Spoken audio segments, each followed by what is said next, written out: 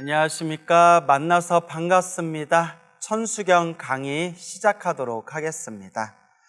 우리가 저번 시간에 시박참회까지 공부를 했죠. 살생중재 금일참회, 투도중재 금일참회, 사음중재 금일참회, 망어중재 금일참회, 기여중재 금일참회, 양설중재 금일참회, 악구중재 금일참회, 탐해중재 금일참회, 진해중재 금일참회, 치암중재 금일참회, 이 10가지 악업의 무거운 죄업을 오늘 참회하겠습니다 라는 시박참회를 배웠습니다. 자, 그럼 이어서 한번 볼까요? 백겁, 적집제, 일념 동탄진, 여와 분고초, 멸진 무유여. 자, 백겁 적집제, 백겁은 우리 앞에서 백천만거 난조우 할 때, 백천만겁 할 때 겁에 대해서 배웠는데, 불교에서 가장 긴 시간을 표현할 때 겁이라는 표현을 씁니다. 불교에서는 가장 짧은 시간을 찰나라고 하고요. 찰나. 가장 긴 시간을 이제 겁이라는 표현을 쓰게 됩니다. 그러니까 백겁 하면 헤아릴 수 없는 긴 시간, 이렇게 해석하면 좋겠죠. 백겁, 헤아릴 수 없이 기나긴 시간 동안. 적집, 쌓을 적, 모일 집, 쌓이고 모인 죄업들. 백겁, 헤아릴 수 없이 긴 시간 동안. 적집, 이제 쌓이고 모인 죄업들. 일념 동탕진, 일념, 한 생각에, 일념, 한 생각에 돈은 단박돈 해가지고 단박이란 뜻입니다. 단박에, 한 방에. 그러니까 돈하고 반대말이 점입니다. 점점 할 때 점. 그리고 점은 한 단계, 두 단계, 세 단계, 점점 할 때 점이란 표현을 쓰고요. 점의 반대말이 돈, 한 방에, 단박에란 뜻이죠. 탕진이라는 것은 싹 사라진 것을 탕진이라고 합니다. 그래서 우리가 재물을 다 탕진했다 이런 표현이 있지 않습니까? 그 사람은 도박에 빠져서 있는 재산을 다 탕진하였다 라는 표현을 쓸 때 탕진이라는 그런 의미가 있죠. 그래서 탕진은 다 사라졌다, 싹 사라졌다 라는 표현입니다. 일념 동탕진 하면 한 생각에, 일념, 한 생각에 돈, 한 방에, 단박에, 탕진, 싹 사라진다. 무엇이?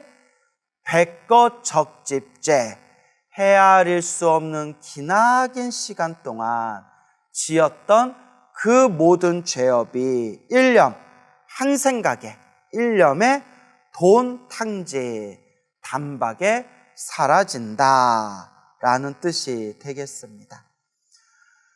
여와 분고초, 여자는 같을 여자인데요. 여기서 말하는 여자는 마치 모모와 같다라는 한문의 그런 어떤 문법 용어가 되겠습니다. 같을 마치 모모와 같다라고 이해하시면 되고요. 화자는 이제 불화자죠. 불화자고 분은 불사를 그러니까 불이 확 타오르는 걸 분이라고 해요. 화분 하면 이제 불이 붙어가지고 불이 일어나는 것을 화분이라고 합니다. 불사를 불타다 분자. 고초, 말을 풀초. 여화분 고초 하면 마치 마른 풀에 불이 붙어서 확 타오르는 거와 같다. 이렇게 이해하시면 되겠습니다. 여러분, 우리 바싹 마른 풀에 불이 붙으면 어떻게 되죠? 순식간에 불이 화라라르 하고 불이 붙어가지고 정말 재만 남고 싹 다 불타서 싹 사라지지 않습니까? 그게 백겁적지째, 백겁, 헤아릴 수 없는 기나긴 시간 동안 적집죄, 쌓이고 모인 그 죄업들, 일념 돈탕진, 일념 한 생각에 한 방에 단박에 탕진 싹 사라지는데, 그 백겁 동안 지었던 모든 죄업이 일념 한 생각에 그 모든 죄업이 싹 사라지는 걸 비유를 들자면 마치 마른 풀에 불을 붙어서 그 마른 풀이 활활 타오르는 것과 같다. 그래서 싹 다 타버리듯이 싹 다 그 업장이 사라져버린다. 그래서 멸진무유여, 멸진, 멸이 이제 소멸하다 할 때 멸이죠. 사라지다, 없어지다 할 때 멸이고요. 진은 다할 진, 멸진하면 싹 사라졌다라는 뜻입니다. 그래서 탕진이라고 표현하든 멸진이라고 표현하든 결국은 이제 싹 사라졌다, 싹 없어졌다라는 의미가 되겠습니다. 무유여, 없을 무, 있을 유, 무유가 이렇게 함께 붙어 있으면 없을 무에 있을 유잖아요. 있음이 없다. 그러니까 거꾸로 해석하는 거예요. 없을 무, 있을 유. 그러면 무자부터 해석하는 게 아니라 있을 유부터 해석해서 있음이 없다. 있는 것이 없다. 있는 것이 없다라는 건 무슨 뜻이죠? 그냥 없다라는 뜻이에요. 그냥 없다. 그래서 이게 그럼 왜 이렇게 말을 꼬아서 이렇게 무유, 그냥 없을 무만 짓지 왜 무유라고 했는가? 이건 그냥 한문식 표현이니까 그냥 그러려니 하세요. 그래서 무유하면 있음이 없다. 한마디로 없다라는 뜻이에요. 여자는 남을 여자. 그래서 무유여 하면 남은 것이 없다. 남음이 없다. 멸진 무유여, 싹 다 사라져서 남음이 없다. 모든 번뇌가 싹 마른 풀에 불이 붙은 것 같이 모든 죄업이 싹 사라져서 남은 것이 없다라는 뜻입니다. 자, 다시 해석해 보면, 자, 지금까지 설명한 걸 머리로 이렇게 헤아려 보면서, 자, 다시 한번 설명을 들어보세요. 백겁, 적집죄, 백겁, 헤아릴 수 없이 긴 시간, 백겁 동안 적집죄, 쌓이고 모인 죄업들, 일념 돈탕진, 일념 한 생각에 돈, 단박, 돈, 단박 한 방에 탕진 싹 사라지니, 탕진하니 싹 사라지니, 여와 분고초, 여화분고초, 마치 불이 붙어 마른 풀이 싹 불살라지는 것과 같다. 마른 풀에 불이 붙어서 그 불이 확 일어난 것과 같아. 멸진무유여, 멸진, 싹 사라져서 무유여, 남음이 없다. 남는 것이 없다. 모든 죄업이 일념, 한 생각에 싹 사라진다라는 뜻이에요. 말 그대로 완전한 업장소멸을 뜻하죠. 그러면 우리가 헤아릴 수 없는 기나긴 시간 동안 지었던 그 죄업이 어떻게 그 일념, 그 한 생각에 싹 다 흔적도 없이 사라질 수가 있냐? 그 일념이 바로 깨달음의 일념입니다. 깨달음의 마음. 우리 이 마음자리에 찬란한 깨달음의 광명이 일어나면 마치 껌껌한 방 안에 그냥 시커먼 암흑이 가득한 껌껌한 방 안에 해가 뜨면 방 안이 저절로 환해지듯이 우리의 업장으로 가득한 이 시커먼 마음도 깨달음의 광명이 일어나기만 하면 이 마음자리가 환하게 밝아지는 거고, 환하게 밝아지는 그 마음자리에 어둡고 축축한 그런 수많은 죄악과 업장들은 그 깨달음의 광명, 깨달음의 태양빛 아래에서 싹 다 이제 사라지게 되는 것이다. 그리고 우리가 지었던 그 수많은 죄업들이 일념, 한 생각, 그 깨달음의 한 생각에 모든 업장이, 모든 죄업이 사라지는 것이 마치 마른 풀에다가 불을 붙이는 것과 같다라는 그런 의미가 되겠습니다. 결국 이제 깨달음만 얻으면 되는데 깨달음 얻기가 쉽지가 않아요, 여러분. 가끔 이렇게 우리 유튜브 동영상에 보면 이렇게 깨달음에 대해서 자기가 깨달았다라는 식으로 깨달음에 대해서 이야기하는 분들 보면 마치 깨달음이 쉬운 것처럼 얘기하는 분들이 있어요. 이건 아주 잘못된 생각입니다. 이건 제 얘기가 아니라 부처님 경전에 나오는 얘기예요. 내가 정말 깨달았냐 못 깨달았냐 확실한 기준이 있다면 부처님 말씀에 근거를 뒀을 때 최소한 탐욕과 성냄과 어리석음 정도는 소멸해야 됩니다. 그 정도는 돼야 불교에서 부처님이 인정하신 깨달음이다.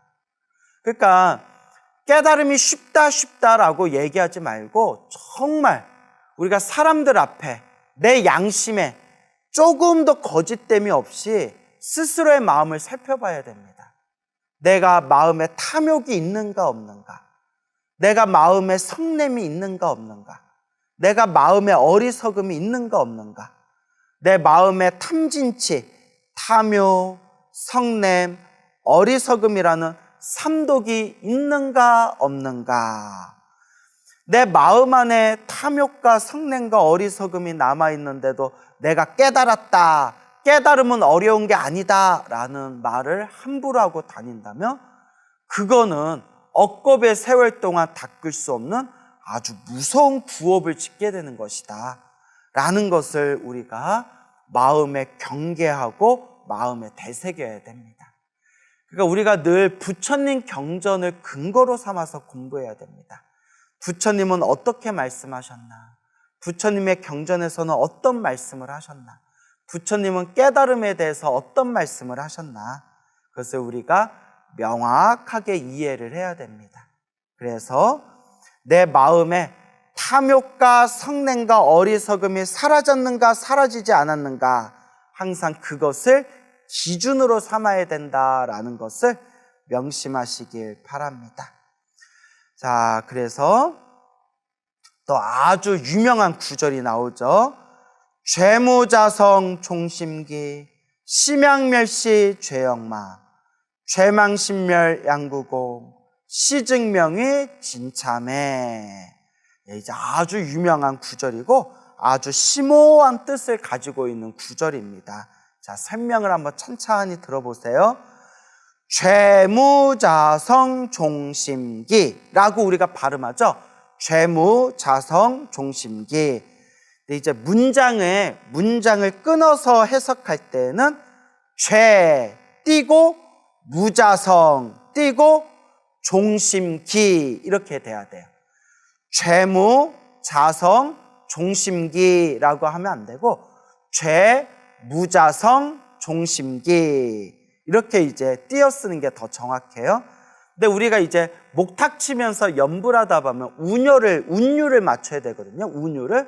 근데 우리가 운율 맞출 때 뭐 이렇게 2번씩 끊거나 4번씩 끊거나 짝수로 끊는 게 되게 편해요. 그러다 보니까 죄무자성 종심기 이렇게 운율 맞추는 것보다는 죄무자성 종심기 이렇게 죄무 띄고 자성 띄고 종심기 이렇게 이제 목탁 치면서 창부를 하는 것이 운율에 이제 입에 더 찰싹 달라붙으니까 죄무, 자성, 종심기 하지만 이제 저랑 함께 문장을 번역해 보겠지만 죄 띄고 무자성 띄고 종심기 이렇게 번역하는 게 이제 문장에 띄어쓰기에는 더 정확한 표현이 되겠습니다.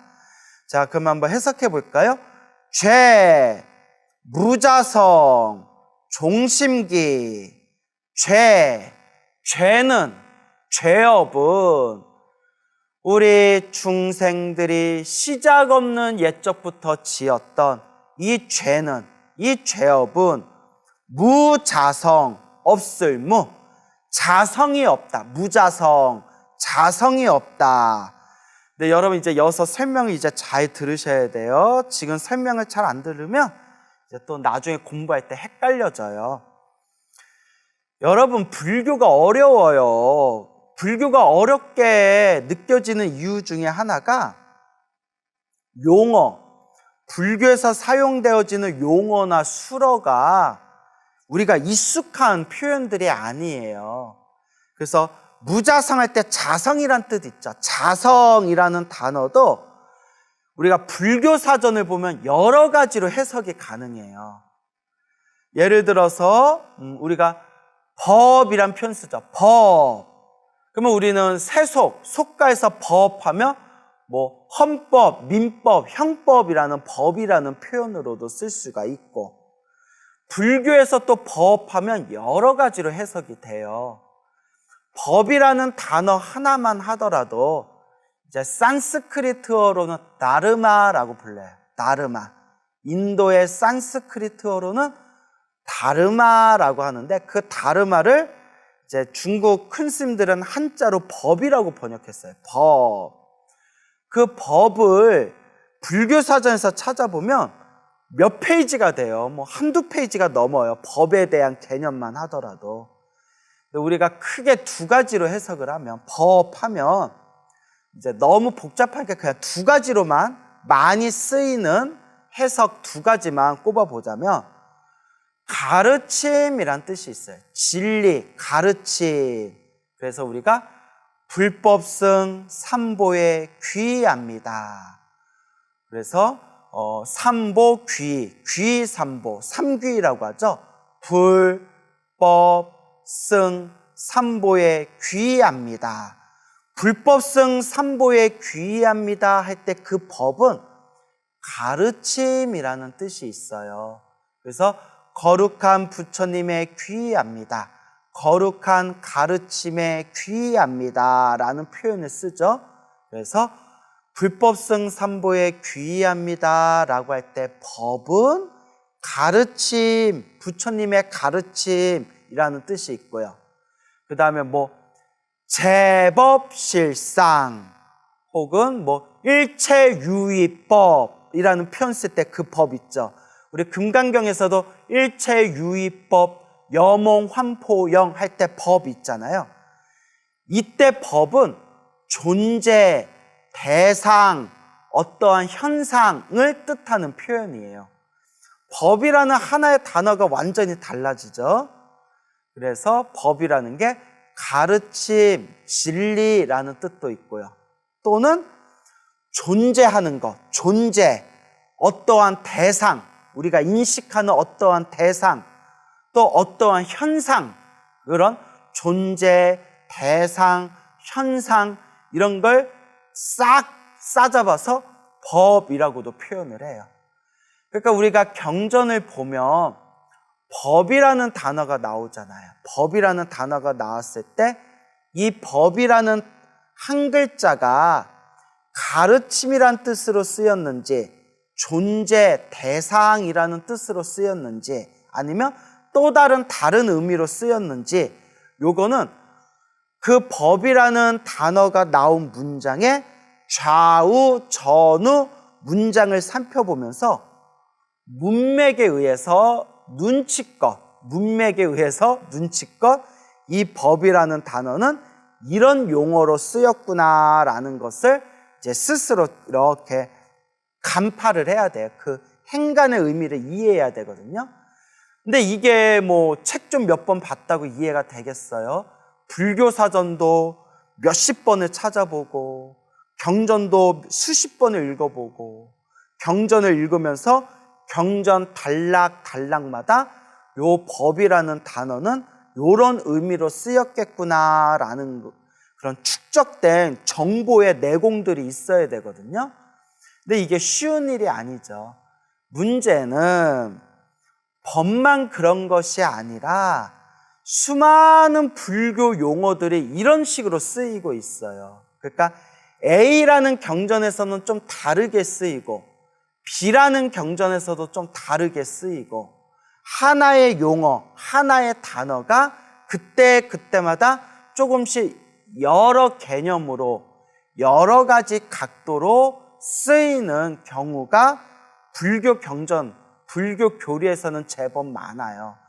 그러니까 이런 것들이 좀 우리 불자들이 공부하는데 머리를 좀 혼란스럽게 하고 좀 헷갈리게 만드는 부분이에요. 그러면 어떻게 해야 되느냐? 자꾸 공부하는 수밖에 없어요. 자꾸 읽고 외우고 자꾸 공부하는 수밖에 없다. 자, 그러면 자성이라는 표현 볼까요? 자성. 요게 자성. 천수경에 죄무자성 종심기 할 때 자성 보이죠? 죄무자성 종심기 할 때 자성이랑 우리가 천수경 뒤에 보면 발사홍서원 해가지고 자선중생 서원도 자성법내 서원다. 자성법문 서원아 자성불도 서원성이라고 뒤에 나오죠.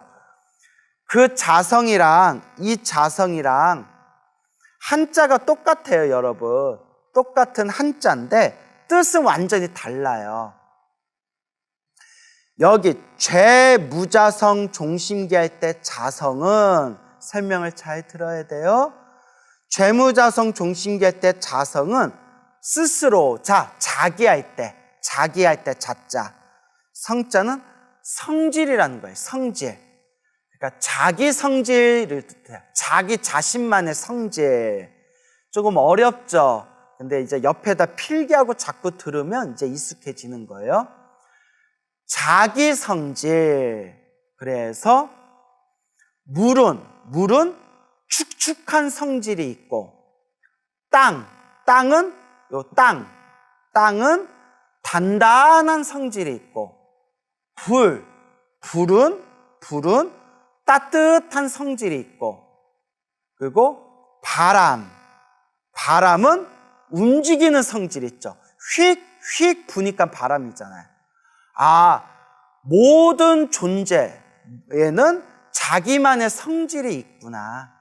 예를 들어서 물은 축축한 성질, 불은 따뜻한 성질, 땅은 단단한 성질, 바람은 움직이는 성질. 각자 존재들이 가지고 있는 자기만의 성질을 자성이라고 해요. 자성. 그리고 이 자성을 확장해서 표현할 때 고정된 실체라는 표현으로도 쓰여요. 고정되어진 실체. 물은 축축하다라는 고정되어진 그런 자기 자신만의 성질이 있잖아요. 축축하기 때문에 물이거든요. 불은 뜨겁다, 따뜻하다라는 자기만의 고정된 성질이 있잖아요. 왜냐? 따뜻하고 뜨거워야 그게 불이거든요. 이러한 자기 자신만의 변하지 않는 속성을, 그 속성을 자성이라고 불러요. 자성, 자기 성질. 물론 여기서 이제 더 깊이 불교 교리를 더 깊이 공부하면 불교에서는 그러한 모든 현상들도 인연 따라 일어나고 인연 따라 사라질 뿐 결국 고정된 실체라고 할 만한 것은 없다라는 공에 대한 가르침이 펼쳐지는데 지금 그런 얘기하면 여러분들 이제 머리 아파오고 천수경에서 설명하고자 하는 내용에서 점점 복잡해지기 때문에 그런 인연 따라 일어나고 인연 따라 사라지니 이 세상에 존재하는 모든 것은 영원한 것이 없다. 이런 내용들은 이제 나중에 또 불교 공부하면서 공부하게 되실 겁니다. 여러분들이 지금 딱 기억해둬야 되는 것은 천수경에서 죄무자성 종심기 나올 때 요 자성은 자기 성질, 고정된 실체 그렇게 딱 여러분들이 필기하시고 이해하시면 돼요. 자성, 자기 성질, 자기만의 성질, 자기 자신만의 속성, 성질, 고정된 실체라는 의미고 뒷부분에 공부하는 발사홍서원 할 때 그 발사홍서원에 중생무변 서원도 번뇌무진 서원단 나오면서 그 뒷부분에 보면 자성중생 서원도 자선번뇌 서원단 할 때 자성 나오죠. 그 자성은 자기 성품, 자기 마음짜리라는 뜻이에요. 자기 마음짜리. 완전히 뜻이 다르죠? 죄무자성 종심기 할 때 자성은 자기 성질, 고정된 실체라고 이해하시고, 또 뒷부분에 나오는 사홍서원에 자성중생 서원도 자성번뇌 서원단 할 때 그 자성은 자기 자신 마음짜리, 자기 자신의 본래 마음짜리, 이 마음의 자리를 자성이라고 또 표현을 해요. 이런 하나하나의 용어를 제대로 구분하지 못하면 불교 교리를 절대 제대로 공부할 수가 없어요. 왜냐? 단어는 똑같아도 쓰이는 단어가 그 단어의 그 표현, 그 개념이 다르기 때문에 이걸 명쾌하게 이해하지 못하면 남의 다리 긁고 있는 거예요. 비유를 들어볼게요. 우리가 배라고 할 때 와삭와삭 먹는 배가 있고요. 먹는 배가 있고, 우리가 물 위에서 둥둥 떠다니는 배가 있잖아요. 물 위에 바다를 건너는 배가 있고, 또 하나가 우리 복부를 배라고 하잖아요. 복부. 야, 너 제주도에서 여기 육지까지 어떻게 왔어? 배 타고 왔어. 배를 타고 왔어? 야, 그 먹는 배를 타고 온 거야? 와사와사 먹는 배를 타고 온 거야? 하면 이놈이 무슨 얘기를 하는 거지? 이렇게 돼버리잖아요. 그 배가 딱 무슨 배인지 알아들어야 되는데, 너 제주도에서 육지까지 온데 어떻게 왔어? 배 타고 왔어. 배 타고 왔어? 사람 배를 타고 온 거야? 이래버리면 얘가 지금 나를 놀리나? 지금 무슨 소리 하고 있는 거야? 라는 생각이 들잖아요. 배라는 하나의 단어가 먹는 배, 바다를 건너는 배, 사람의 신체 부위인 배, 그리고 몇 배, 두 배, 세 배, 네 배 할 때 배, 등등 여러 단어, 용어의 개념으로 쓰이잖아요. 요걸 명확하게 이해를 못하면 일상생활을 할 수가 없어요. 소통이 안 되는 거예요. 일상생활에서 소통이 안 되는 거예요. 야, 거기 배 좀 가져와라 했더니 엉뚱한 거 가져오고, 그렇게 일상에서 소통이 불가능해지듯이 이런 하나하나의 불교에서 쓰이는 용어와 단어를 명확하게 이해를 못하면 불교 교리와 경전 공부를 제대로 할 수가 없어요.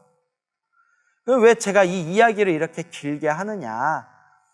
물론 저도 공부가 부족하기 때문에 제가 감히 할 말은 아니지만, 제가 컨셉이 겸손이잖아요. 겸손하게 말하자면 저도 공부가 부족하고 저도 중간중간 틀리는 것들이 많기 때문에 제가 할 말은 아니지만, 이렇게 누가 글을 쓴 걸 보거나 어디서 강의하는 걸 들어보면 이런 용어를 명확하게 이해를 하지 못하면서 사람들에게 불교를 얘기하는 사람들을 제가 여러 봤어요. 그럼 답답한 거예요. 저 사람 얘기하는 게 그 뜻이 아닌데 엉뚱한 소리를 하고 있는 거예요. 그럼 왜 엉뚱한 소리를 하고 있느냐? 용어를 제대로 이해를 못하고 있는 거예요. 그런 사람들 제법 많아요. 예를 들어 이제 스님들 중에서 승가대학교를 나오고 동국대나 중승대나 그렇게 학위 과정에서 그렇게 제대로 한 단계 한 단계 좋은 교수진 밑에서 그렇게 한 단계 한 단계 좋은 자료를 가지고 공부하신 분들은 그래도 이 용어가 정확히 어떤 뜻이다라는 사전적 개념이 있잖아요. 그러면 실수가 좀 덜해요. 완벽한 건 아니지만 사람이 어떻게 완벽할 수 있어요? 저도 실수 많이 할 때 있는데. 그런데 불교 공부를 좀 어설프게 한 사람들이 불교 얘기할 때 보면 이런 용어들을 정확히 이해를 하지 못하고 엉뚱하게 남의 다리 긁고 있는 얘기를 할 때가 있다.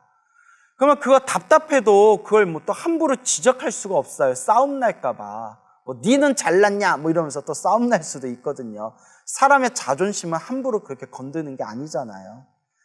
그래서 우리가 경전 공부할 때는 우리가 어떤 공부를 하든 인문학에서 가장 중요한 게 바로 사전이래요. 사전.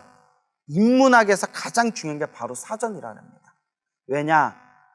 내가 보고 있는 텍스트에 그 단어의 정확한 개념을 이해할 수 있어야 되고 그 개념들을 정확하게 표기한 그 우리가 의지해야 할 텍스트가 바로 사전이라는 거죠.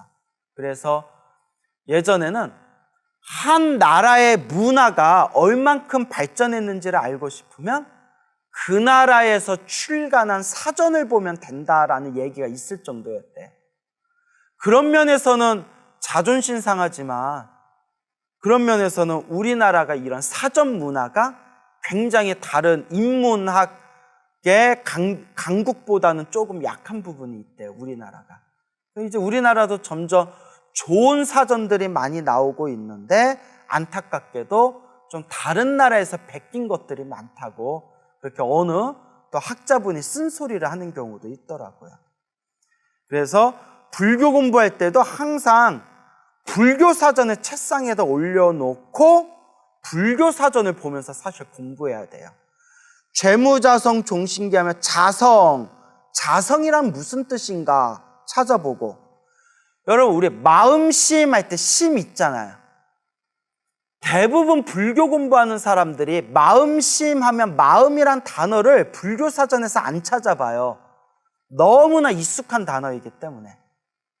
그런데 불교 사전에서 마음이라는 단어를 찾아보면 불교에서 지칭하는 마음이라는 단어가 굉장히 복잡하고 수많은 개념들이 엮여 있구나라는 걸 우리가 알게 됩니다.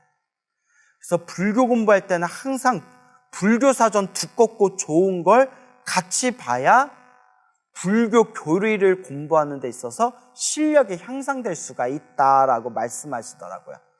근데 지금은 불교 사전이 없어도 돼요. 있으면 더 좋지만 왜 없어도 되느냐? 웬만한 내용은 스마트폰에서 인터넷 검색으로 바로 찾아볼 수가 있어요. 이렇게 좋은 시대가 없어요. 내가 궁금한 부분이 있으면 이제 바로 인터넷에서 내가 필요로 하는 단어를 그 포털 검색어에서 내가 원하는 단어를 사전에서 딱 찾아보면 웬만한 단어는 또 웬만한 불교 용어는 다 나와요. 물론 옆에 좋은 선생님이 있어서 하나하나 짚어주면 최고지만 모르는 단어가 나올 때에는 반드시 사전에 찾는 연습을 하는 것이 아주 중요하다라는 말씀을 드리고 싶습니다. 죄무자성, 죄는 무자성, 자성이 없다. 여기서 자성은 자기 성질, 고정된 실체가 없다는 거예요. 죄는 무자성, 없을무, 무자성. 죄는 자기 성질, 죄는 고정된 실체가 없다. 죄라고 할 만한 고정된 실체가 없대요. 책이라고 제 눈으로 보이고 손으로 만져지잖아요. 책상은 책상이라고 내 눈으로 보이고 손으로 만져지잖아요. 근데 죄라는 거는 딱히 죄라는 거는 눈으로 보이지도 않고 죄라는 것이 손으로 만져지지도 않아요. 스님 제가 죄를 지었습니다. 아 그래요, 그 죄 좀 한번 줘보십시오. 한번 만져봅시다. 없어요, 죄라고 할 만한 것이. 물론 에너지로 존재하는 거죠. 내가 지은 죄라는 업의 에너지로서 존재하고는 있지만 여기서 말하고자 하는 것은 죄라고 할 만한 고정된 실체는 없다. 보이지도 않고 들리지도 않고 코로 냄새도 맡아지지 않고 혀로 맛볼 수도 없고 손으로 만질 수도 없다. 죄 무자성. 죄는 무자성, 자성이 없으니, 고정된 실체가 없으니, 종심, 종자가 뭐뭐로부터라는 뜻, 혹은 따를 종이야. 따를 종. 뭐뭐로부터 혹은 따를 종, 뭐뭐를 따라서라는 뜻이야. 종심하면 마음심자니까 마음 따라서, 마음으로부터 이렇게 해석하면 되죠. 마음으로부터, 마음 따라서, 기, 일어날 기, 다 마음 따라 일어난 것이다. 죄는 무자성, 자기 성질, 고정된 실체가 없으니, 종심기, 마음 따라서 일어난 것이다. 마음으로부터 일어난 것이다.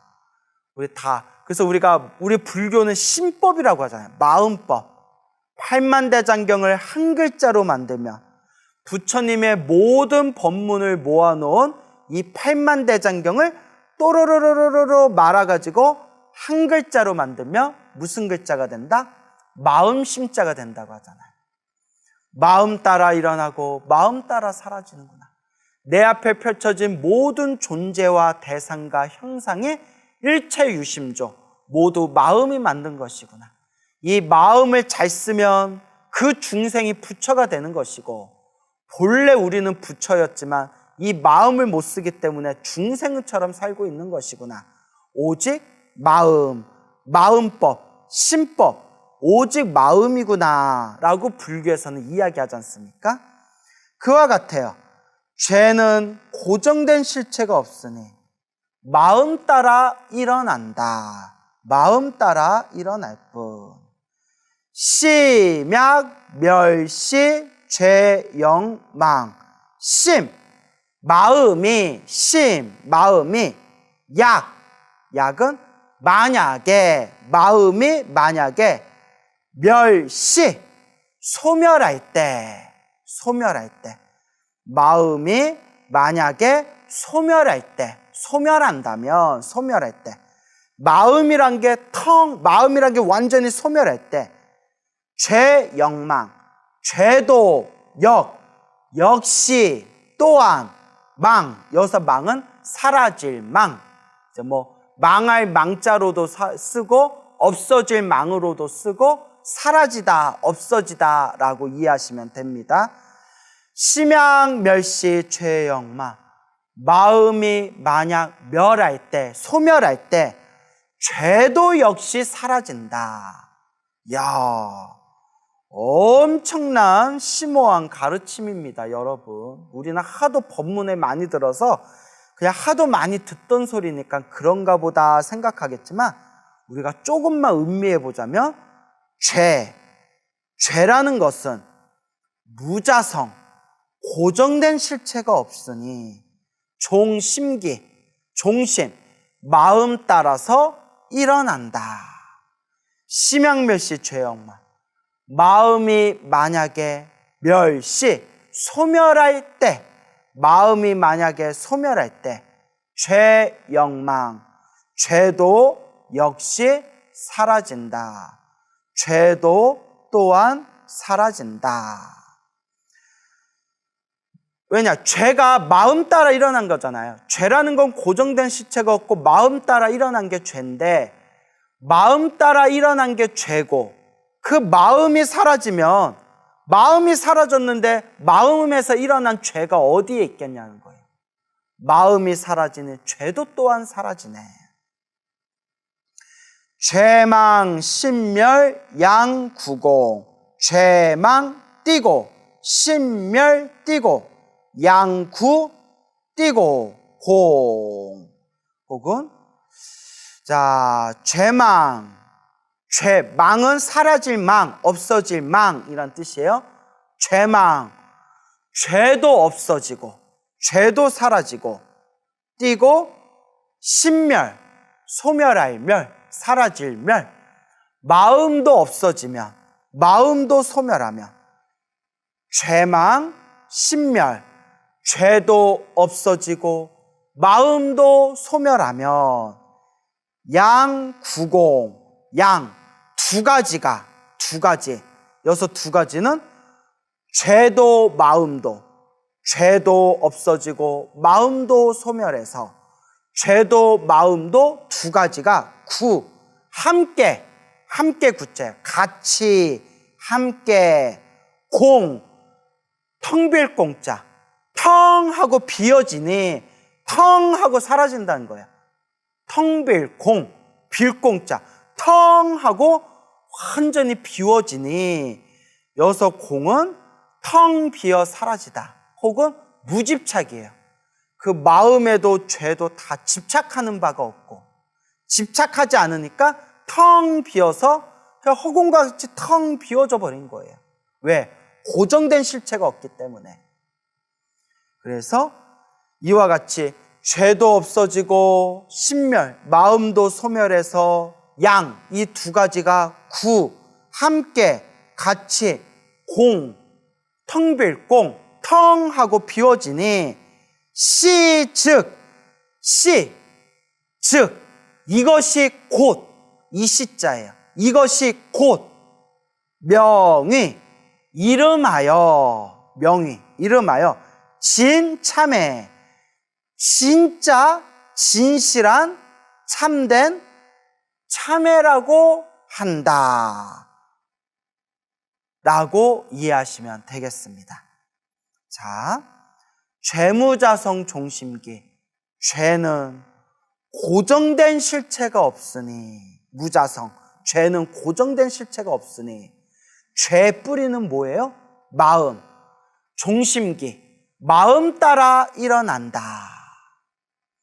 심양멸시 죄억망, 죄가 마음 따라 일어나는데, 심약, 마음이 만약에 멸시, 소멸할 때, 사라질 때 죄도 역시 사라진다, 없어진다. 죄망, 신멸, 양구공, 죄도 없어지고 마음도 사라져서 죄도 마음도 두 가지가 함께 텅 비어버리니, 텅 비워지니, 텅 하고 비니, 즉 이것이 곧 명의, 이름하여 진참회, 진짜 참회라고 부른다. 진짜 참회가 뭐냐? 깨달음을 얻어서 번뇌망상이 싹 다 사라져서 요 번뇌망상, 망상의 마음도 싹 사라지고, 망상의 마음으로 만들었던 그 죄업이라는 것도 텅 비워 사라지고, 마음에 아무런 집착이 없는 완전한 무집착의 경지에 이르게 되었을 때, 이런 무집착의 경지를 공성이라고 부릅니다. 공성. 이런 반야공이라고도 하고 공성이라고도 합니다. 이런 공의 무집착의 경지에 이르게 되었을 때, 이게 진짜 참회다, 이게 진실한 진짜 참회다 라는 뜻이 되겠습니다. 그래서 심양멸시 죄억망 할 때 여러분 이것도 설명을 잘 들으셔야 돼요. 소멸하는 마음은 번뇌망상의 마음을 뜻하는 거예요, 여러분. 우리 진짜 마음이 사라져버리면 우리는 볼 수도 없고 들을 수도 없고 냄새 맡을 수도 없고 맛볼 수도 없고 만질 수도 없고 활동할 수도 없어요. 마음이 소멸해서 사라진다면 저 돌덩어리나 저 나무하고 다를 바가 뭐가 있겠어요? 여기서 마음이 소멸한다, 마음이 사라진다 할 때 그 마음은 우리 본래 참된 마음자리를 뜻하는 그 마음이 아니라 가짜 마음, 번뇌의 마음, 망상의 마음, 번뇌망상의 가짜 마음, 그 망상심을 뜻하는 거예요. 망상심, 망상의 마음이 소멸한다, 망상의 마음이 사라진다라는 뜻을 포함하고 있는 겁니다. 알겠죠? 그러니까 마음이 소멸한다, 마음이 사라진다 해서 길바닥에 굴러다니는 돌과 같이 아무 마음이 없어진다, 그 얘기가 아니라 생생하게, 아주 또렷하게, 또렷하면서 고요하게 이 마음자리는 살아있대. 여기서 마음이 소멸했다 할 때 그 소멸하는 마음은 번뇌망상의 마음이 소멸하고 사라졌다라는 그런 의미가 되겠습니다. 자, 그래서 처음부터 한번 읽어볼게요. 백거 적집제 일념동탄진 여와 분고초 멸진무유여.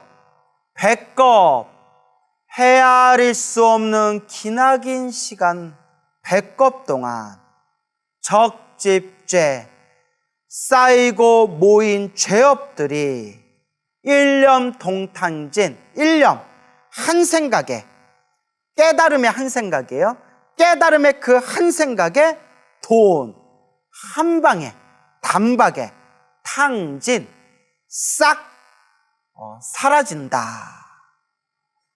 여와 분고초, 마치 마른 풀에 불을 붙여서 확 불타는 것과 같으니 멸진무유여, 멸진, 싹 다 사라져서 그 모든 죄업이 싹 다 사라져서 남음이 없다. 남은 죄업이 없다.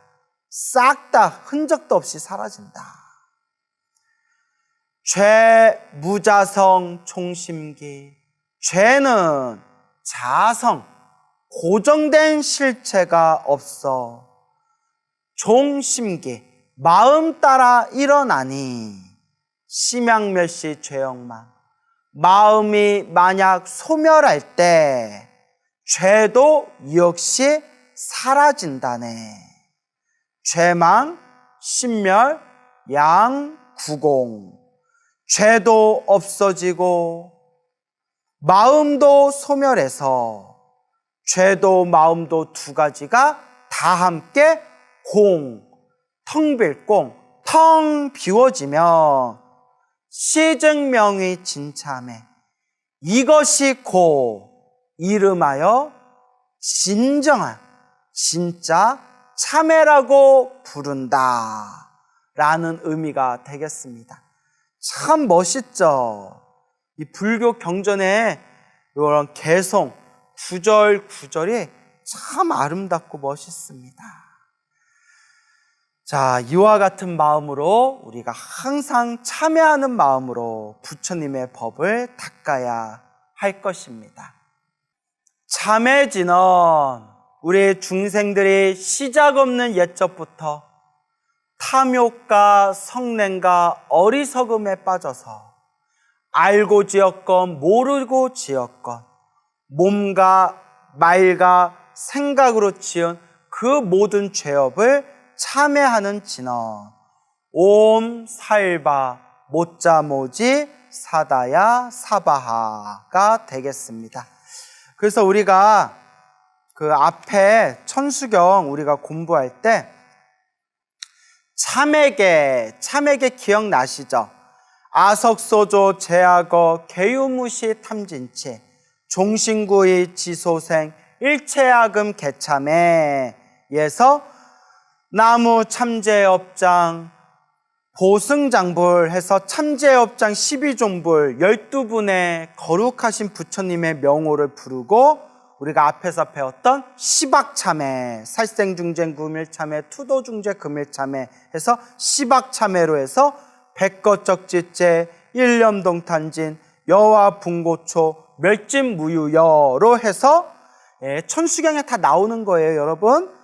죄무자성종심기, 심양멸시, 죄영망, 죄망신멸, 양구공, 시증명이 진참회까지 배우고 넘어가서 참회진언, 옴살바 모짜모지 사다야 사바하까지가 딱 끊어서 여기까지가 이제 천수경에서 참회에 해당하는 부분입니다. 참회. 천수경에서도 우리가 지었던 모든 죄업을 뉘우치고 반성하고 참회하는, 업장을 소멸하고자 참회하는 그 천수경의 한 부분이 단락이 바로 참회진언 옴살바 모짜모지 사다야 사바하까지가 되겠습니다. 자, 그래서 여기서 이제 참회에 대한 부분은 이제 딱 한 단락이 이제 마무리가 되고요. 자, 이제 배울 부분은 준재 수행법이 되겠습니다. 준재진언 수행법. 바로 이제 천수경에서 춘재, 콩덕취, 적정신상송으로 쭉 시작이 되죠. 그래서 여러분 일단 천수경 책을 한번 보세요. 천수경 책에 보면 준재, 콩덕취, 적정심상송 여기서부터 그 뒤에 보면 정법계진언 나오죠. 그 다음에 호신진언 나오죠. 그 다음에 관세음보살 육자 대명왕진언 나오죠. 그 다음에 준재진언 나오고 중재진언 뒤에 아금지송 대준재 즉발보리 광대원 원하정의 소건명 원하공덕 개성치 원하승보 병장엄 원공중생 성불도 원공중생 성불도까지 딱 끊어주세요.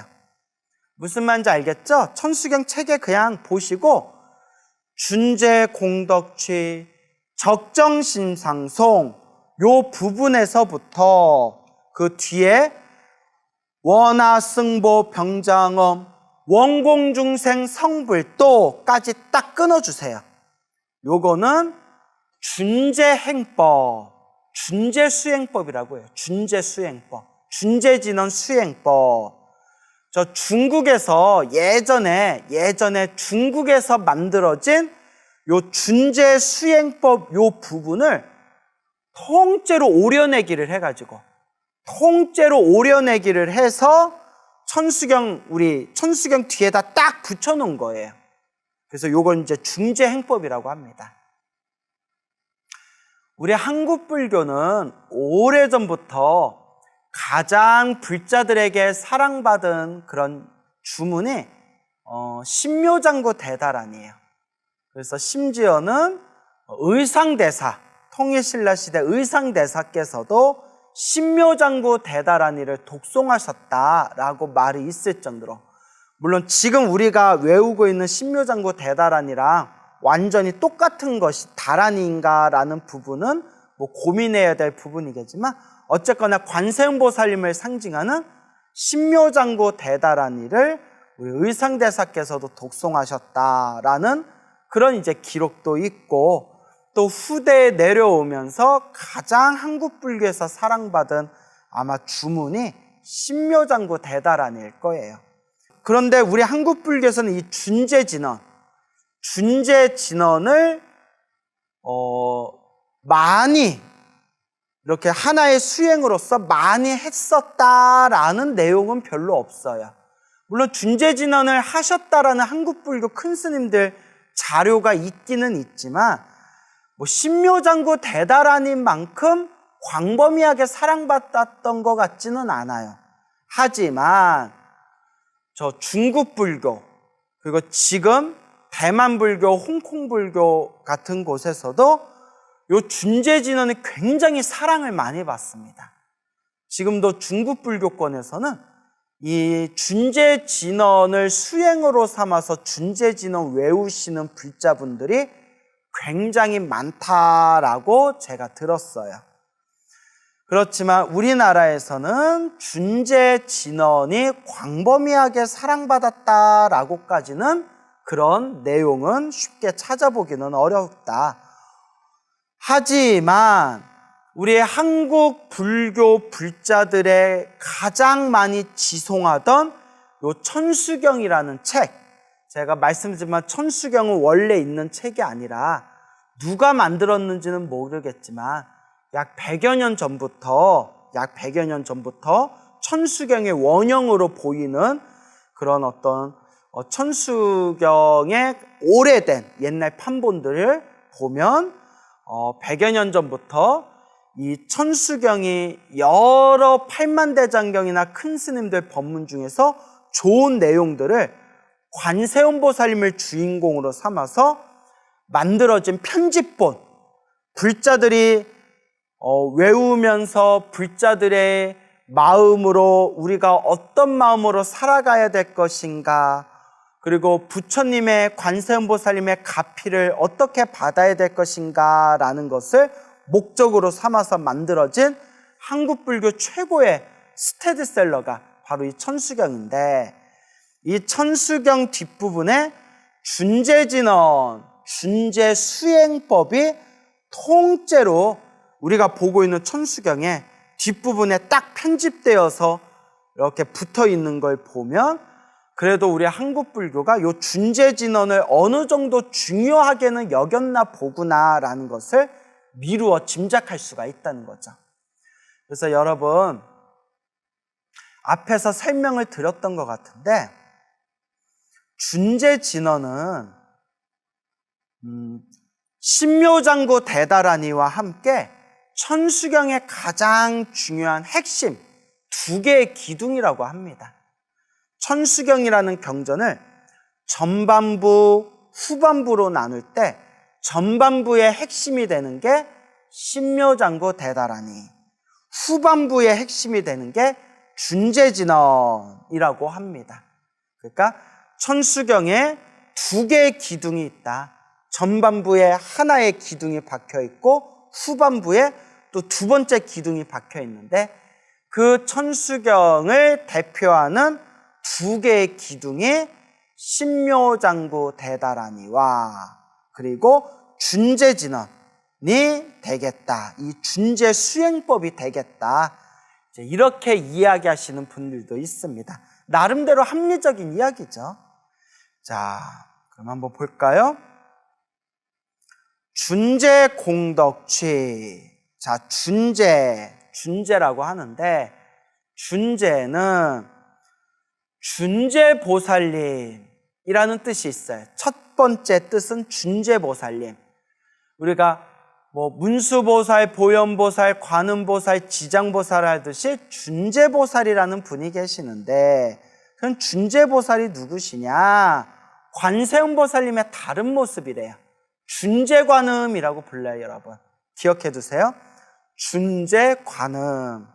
우리 관세음보살님께서는 중생을 제도하기 위해서 수많은 몸을 낳으시고, 그 관세음보살님께서 중생들을 제도하실 때 그 수많은 몸을 낳으시는데, 그 수많은 몸마다 이렇게 명칭이 있으세요. 무슨 관음, 무슨 관음, 무슨 관음 이렇게 명칭이 있으신데, 그 중에 또 하나 대표적인 그런 관세음보살님을 상징하는 표현이 준재관음이라고 불러요. 아주 크나큰 지혜와 크나큰 신통력과 크나큰 대자비로서 중생을 제도하는 그 모습을 또 준재관음이라고 표현을 합니다. 그래서 준재관음의 특징 중에 하나가 이제 팔이 여러 개가 있어요. 우리가 1000개의 팔을 갖추시면 천수관음이라고 하잖아요. 천수관음. 준재관음은 이제 책마다 좀 내용이 다른데, 4개의 손을 갖추셨다, 4개의 팔을 갖추셨다, 혹은 8개의 팔을 갖추셨다 등등 해서, 또 어떤은 16개의 손을 갖추셨다 해서 4개라는 얘기도 있고 8개라는 얘기도 있고 16개라는 얘기도 있고, 어쨌거나 준재관음 하면 여러 개의 팔을 갖추신 그런 이제 보살님의 특징을 가지고 있습니다. 그래서 우리가 인터넷에서 준재관음이라고 검색해서 이미지를 살펴보면 한자로, 더 좋은 거는 한자로 준재관세음보살, 준재관음을 치고 이제 중국이나 대만 사이트에서 그렇게 이제 이미지로 살펴보면 더 많거든요. 왜냐하면 준재관음 신앙은 저 중국 불교권에 굉장히 발달이 많이 됐거든요. 그래서 준재관음하고 검색해보면 관세음보살님이 팔이 여러 개 있고, 팔마다 칼도 가지고 계시고 방망이도 가지고 계시고 거울도 가지고 계시고 무슨 큰 금강저도 가지고 계시고, 이런 팔 여러 개, 여러 가지 물건을 갖추시고 한 손은 이렇게 합장하고 계시는 모습이 가장 많이 나와요. 이게 상상이 가시죠? 준재관음은 관세음보살님의 여러 가지 표현 중에 하나로서 여러 개의 팔을 갖추고 계시고 팔마다 여러 가지의 그런 법구, 중생들을 제도하는 법의 도구를 갖추시고 계신다. 요 정도로 이해하시면 될 것 같아요. 그리고 그 준재관세음보살, 준재관음을 상징하는 진언이 무슨 진언이 될까요? 준재진언이 되는 거예요. 그래서 예전부터 중국 불교에서는 이 준재진언을 아주 중요하게 여겼다라는 것을 문헌에서 살펴볼 수가 있습니다. 그럼 한번 볼까요? 준재관음에 대해서 설명을 드렸고, 준재공덕취, 준재공덕하면 준재진언의 공덕은 준재관세음보살님의 상징하는 진언, 준재관세음보살 진언의 공덕은 취는 덩어리 취예요. 모일 취, 덩어리 취. 그러니까 공덕취 하면 공덕취를 명사로 묶으면 공덕의 덩어리, 크나큰 그 공덕의 덩어리예요. 공덕의 덩어리. 예? 그래서 우리 아이고 우리 복덩어리라는 표현 쓰죠. 우리 복덩어리라는 표현 쓰듯이 공덕의 덩어리, 공덕취, 공덕의 덩어리. 근데 어떤 공덕의 덩어리? 준재관세음보살, 준재진언 공덕의 덩어리, 준재진언 공덕의 덩어리, 준재공덕취. 적정심상송, 적자가 고요할 적자예요. 고요하다. 정자도 고요하다라는 뜻이 있어요. 이 정자는 한문으로 고요할 정자. 적정하면 아주 고요하게, 마음이 고요하다는 거예요, 여러분. 몸은 고요하지만 마음이 시끄러운 게 아니라 몸은 시끄럽지만 마음이 고요하다는 거예요. 그게 적정심이에요. 적정심, 고요한 마음, 고요하고 고요한 마음, 적정심, 고요한 마음으로 상송, 항상 할 때 항상 송, 외울 송, 적정심, 고요한 마음으로 항상 외우면 무엇을? 준재진언을 고요한 마음으로 하나에 딱 집중해서 항상 외우면 일체재대난, 일체라는 뜻도 모든이라는 뜻이에요. 일체도 모든이라는 뜻이고, 제자 있죠. 모두 제자예요. 제자도 모든이라는 뜻이에요. 그냥 한문식 표현이에요. 그래서 일체재 하면 그냥 모든, 모두 다, 모든이라는 그런 강조의 표현이에요. 강조의 표현. 일체재, 모든, 대난, 큰 대자에다 어려울 난자, 고난을 뜻하죠. 고난. 일체재 대난, 모든 큰 어려움이, 모든 큰 고난이 무능침신, 무능은 모모할 수 없다라는 뜻이에요. 근데 우리가 흔히 아우 저 사람 너무 무능해 라는 표현 쓰는데, 저 사람 무능해 라고 할 때는 능력이 없다라는 뜻이고, 또 한문 문법에 이렇게 무능이라는 단어가 나오면 또 뭐뭐 할 수 없다라는 용법이에요. 뭐뭐 할 수 없다. 무능. 침은 침범하다. 침범하다 할 때 침자예요. 무능침 하면 뭐 할 수가 없다? 침범할 수가 없다. 가까이 올 수가 없다. 끼어들 수가 없다. 침범할 수가 없다. 시인, 이 시자에다 사람 인자. 이 사람을 침범할 수가 없다.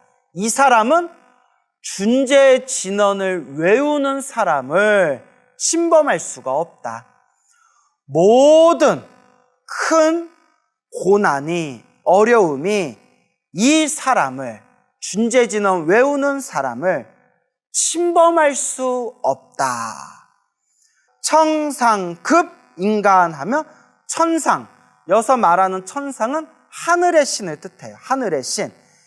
하늘의 신과, 급자가 그리고 뭐뭐와 할 때 천상의 신들과 인간들이 수복, 복을 받음에, 준재진원 외운 복을 받음에, 받을 수, 복을 받음에 불등, 마치 뭐뭐와 같다. 불등, 부처님 등과 같을 것이다. 수많은 부처님 등등과 같을 것이다. 이 준재진원을 열심히 외운다면 이 천상의 하늘에 있는 신들이나 인간들이 준재진원을 열심히 외운다면 천상급 인간, 하늘의 신들과 인간들이 복을 받음에 불등, 부처님과 같은 그런 복을 받게 될 것이다.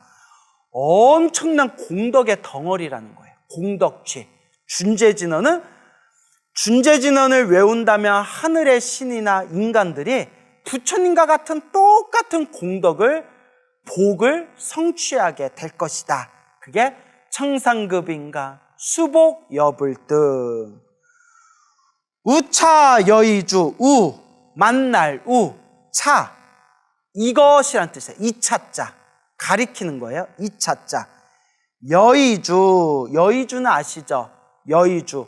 모든 사람의 소원을 들어준다라는 그 소원을 들어주는 세상에서 가장 소중한 최고의 보배를 여의주라고 부르죠. 여기서 말하는 여의주는 준재진원을 뜻해요. 여의주 밑줄 쫙 긋고 여기서 말하는 여의주는 준재진원. 우차 여의주 하면 이 여의주를 만났으니, 이 여의주, 이 준재진원, 이 여의주 같은 준재진원을 만났으니 정획 무등등. 정은 바로 정자예요. 바로란 뜻이고요. 또 요 정자가 다른 판본에는 또 한문이 다르게 돼 있는 경우도 있어요. 그래서 이제 정할정 해서 결정코 할 때 정자로도 쓰여요. 결정코. 근데 요 정자, 제가 보고 있는 책에는 바를 정자로 되어 있거든요. 바를 정자를 부사로 쓸 때는 바로란 뜻이에요. 바로. 얻을 것이다. 얻을 것이다. 무등등은 그냥 동그라미 쫙 해주세요. 무등등. 같을 등. 무등등 하면 그냥 무등등이란 뜻 자체가 그 무엇과도 비교할 수 없다라는 뜻이에요. 그 무엇과도 비교할 수 없는 최고, 최상이라는 표현을 쓸 때 무등등이라는 표현을 써요. 정획 무등등. 바로, 얻을 것이다. 무등등. 무엇과도 비교할 수 없는 최고, 최상의 공덕을 얻을 것이다. 라는 의미로 이해하시면 되겠죠. 자, 그러면 다시 한번 쭉 읽어볼게요. 준재공덕취, 준재진원의 공덕취, 공덕의 덩어리, 적정심상송, 적정심, 고요하고 고요한 마음으로 상송, 항상 외운다면, 항상 준재진원을 외우면 일체 제대난, 일체도 모든, 제도 모든, 일체 제를 묶어서 그냥 모든 이렇게 해석해주면 편하겠죠? 모든 큰 어려움이, 고난이 무능침신, 이 사람을 침범할 수 없다. 이 사람, 준재진원 외운 사람을 침범할 수 없다. 청상급 인간, 하늘 세계와 인간들이 복을 받음이. 왜 복을 받죠? 준재진원을 외운 복을 받음이 마치 뭐뭐와 같다 할 때 불등, 마치 부처님 등과 같다. 부처님 등과 같은, 부처님 등등과 같은, 모든 부처님 같은 복을 받을 것이다. 우차 여의주 정획 무등등. 이 여의주 같은 준재진원을 만났으니 정획 무등등. 정 바로 혹은 결정코, 획 무등등. 무엇과도 비교할 수 없는 최상을 획득하리라, 얻게 되리라 라는 준재진언을 찬탄하고 있는 내용이 되겠습니다. 그러면서 나무 칠구지 불모 대준재보살, 나무 칠 띄고 구지 띄고 불모 띄고 대준재보살, 나무 칠 구지 불모 대준재보살 하면서 이제 넘어가게 되는데, 나무 칠 구지 불모 대준재보살, 그러니까 우리 발음으로 하면 그냥 나무 칠구 지불모 대준재, 나무 칠구 지불모 대준재보살. 갑자기 하려니까 어렵네요. 자, 요 부분은 설명할 부분이 또 길기 때문에 나중에 또 다시 다음 시간에 설명하도록 하겠습니다. 예, 오늘 이 시간 마치겠습니다. 성불하십시오.